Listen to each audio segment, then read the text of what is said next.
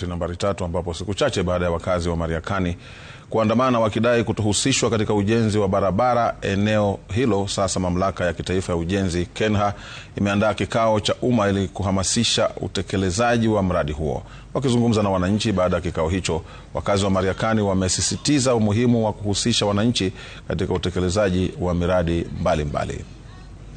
Kazi yao na waendeshe baiskeli wale inakuta pale kelele kwa sababu mnang'ang'ania soda hii ni gani bwana? Serikali ama mashirika yanayohusika katika any project anywhere wasingoje wananchi waandamane ndio watoe design of a project, because mwananchi akona right ya access to information, timely access to information, kabla ya wao kwenda kuanza kuandamana kuleta vurugu. Leo hii tumeona ya kwamba wakati washikadau wanaamua kufanya vitu vya sawa na kufanya the right thing and engaging the community through the right process, na engage in a public, the way it says public participation, it's a public thing, waweze engage into that. Tunaona ya kwamba ni kitu ambacho wananchi wanaweza appreciate sana. Leo hii thousands and thousands ya residents wa Mariakani wamefunga biashara zao, wamefunga kazi zao, wamekuja hapa ili sauti zao ziweze kusikika. Mimi kitu kimoja tu nitaomba kuhimiza watu wetu wa Mariakani na wakazi wetu wa Mariakani, tuzidi kuwa macho na kuangazia vitu kama hivi kuweza kufanyika katika njia inayotakikana,